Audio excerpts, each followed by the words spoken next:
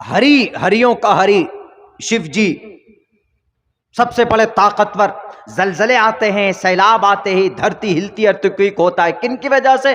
شیو جی جب غصے میں ہوتے ہیں، جب کرودت ہوتے ہیں تو یہ دنیا ہل جاتی، جاؤ گے تم کو پھٹکار لگے گی وہاں پر بھی۔ تو اسلام سے ان کو کوئی نکالا نہیں، بلکہ اسلام سے وہ خود بخود نکل گئے۔ اور قرآن اللہ کی کتاب نہیں، انہوں نے کیا کہا؟ قرآن اللہ کی کتاب نہیں ہے تو کس کی کتاب ہے بتاؤ؟ قرآن اللہ کی کتاب نہیں تو کس کی کتاب نہیں؟ قرآن اللہ کی کتاب ہے۔ دلیل کہاں سے چاہیے؟ تم نے اگر صرف لکھنؤ یونیورسٹی کے اندر پڑھا ہے تو ہم نے بھی بنگلور یونیورسٹی میں پڑھا ہے، ہم نے بھی دیوبند قاسمی یونیورسٹی کے اندر پڑھا، ہم نے بھی IAS آف اسلام کو کر کے رکھا ہوا۔ تم کہتے ہو کہ اسلام اللہ کا، قرآن اللہ کا کلام نہیں۔ میں تمہیں ایک ادھارن دیتا ہوں، اگر ہمت ہے تو جاؤ لندن جاؤ، پروفیسر تھامس کی جو وہاں کی یونیورسٹی ہے برمنگھم یونیورسٹی، اس یونیورسٹی کے پروفیسر تھامس کے پاس آج بھی قرآن کریم 1370 سال پرانا قرآن موجود ہے۔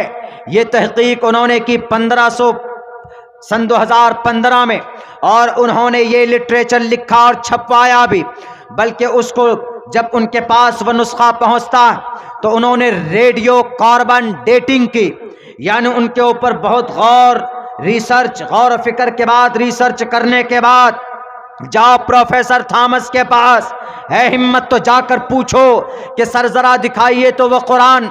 ان کے پاس 1370 سال پرانا قرآن کا وہ نسخہ، جن کو ہاتھ سے روشنائی سے لکھا گیا، اور بلکہ ایسے ان کو تشفی نہیں کہ انہوں نے ان کے اوپر ریڈیو کے ذریعے، کاربن کے ذریعے یہ ڈیٹنگ طے کی کہ یہ قرآن لکھا گیا ہے محمد کے زمانے میں، اور محمد الرسول اللہ پر جب قرآن کریم نازل ہوتا تھا تو آپ علیہ الصلوۃ والسلام اپنے ہی زمانے میں اس کی ترتیب بناتے تھے کہ نہیں بناتے تھے؟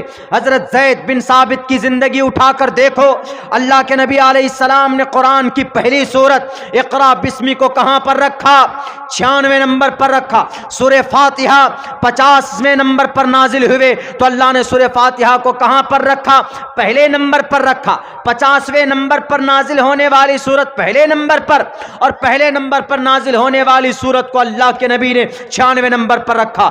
اللہ کے نبی نے اس زمانے میں لکھ کر تختیوں میں، پتوں میں کہتے تھے کہ اس کو نوٹ کر لو، اس کو جمع کر لو، اپنے طرف سے نہیں بلکہ گھنٹی کی شکل میں کبھی کبھی وہی نازل ہوتی تھی، کبھی شہد کی مکھی کی طرح بنانے کی آواز آتی تھی۔ 5-6 طریقے بتائے گئے ہیں۔ انہوں نے اپنی طرف سے نہیں بلکہ یہ قرآن اللہ کی طرف سے ہے، یہ فرمان اللہ تبارک و تعالیٰ کی طرف سے۔ میں نے ابھی کہا وَإِنَّهُ لَتَنزِيلُ رَبِّ الْعَالَمِينَ، یہ قرآن اللہ کا کلام ہے۔ نزل بہ الروح الامین، جبرائیل امین کے ذریعے سے لائے گئے۔ کہاں پر کس لیے لائے گئے؟ ھدی للناس، انسانوں کی ہدایت کے لیے لائے گئے۔ اور کہاں پر آئے؟ نزل علی قلبک، محمد الرسول اللہ کے قلب اطہر پر لائے گئے۔ اور سنو وسیم آنند جی اور جیتیندر صاحب، تم شاید پڑھے نہیں ہو، یہ قرآن انسان کے دل پر اوترت ہوا ہے۔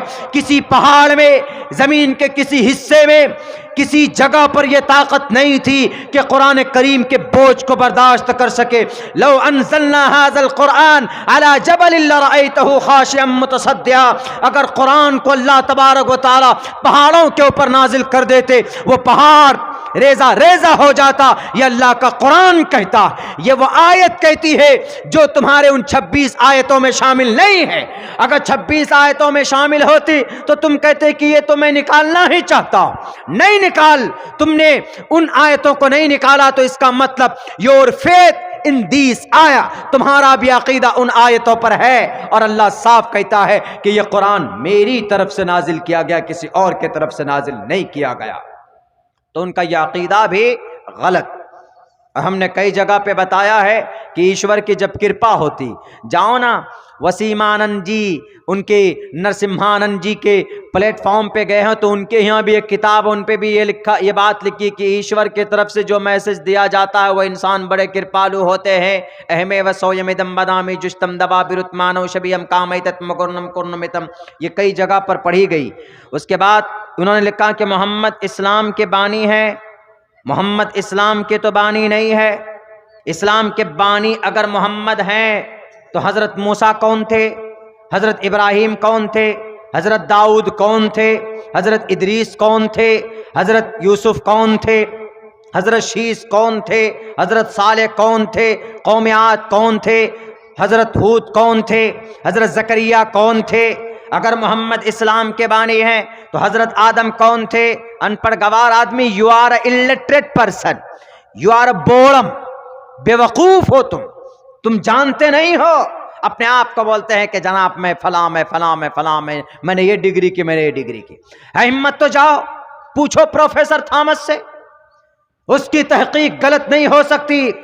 ریڈیو کاربن کے ذریعے سے چیک کیا کہ چیک کرو کہ یہ روشنائی کب کی، انہوں نے چیک کیا تو انہوں نے کہا کہ یہ محمد کے زمانے میں یہ لکھی گئی یہ کتاب ہے، جس کے اوپر زیر زبر نہیں تھے۔ حجاج بن یوسف نے بعد میں اس کے اوپر زیر زبر لگایا گیا، پہلے بنا اعراب کے پڑھے جاتے تھے قرآن۔ اگر ہے تو تحقیق کرو، اپنے خداؤں کو خوش کرنے کے لیے اناپ شناپ مت بکو۔ اسلام کے بانی محمد نہیں بلکہ اسلام کے بانی محمد علیہ السلام 1450 سال پہلے آئے۔ جو شریعت آ رہی تھی، یعنی جو بیسک عقیدہ چلا آ رہا تھا، اس عقیدے کو آپ علیہ الصلوۃ والسلام اس کے اندر ریفارم کیا۔ ریفارم مطلب سنشودھن کیا، سنشودھن کا مطلب تصحیح کی۔ اللہ کی طرف سے پیغامات آئے، چونکہ اخیر تک رہنے والا مذہب تھا، تو اللہ کے نبی علیہ السلام کو کہا گیا کہ آپ کو اس میں ریفارم کرنا ہے۔ عقیدہ وہی ہے، سب کا عقیدہ وہی ہے۔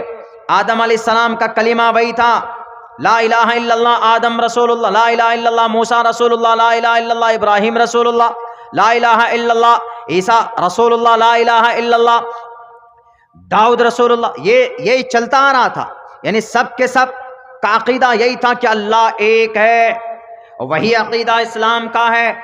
تو ہم نے کہا کہ جب سب سے پرانا دھرم، پرانا انسان جب مسلمان، تو اسلام بھی سب سے پرانا۔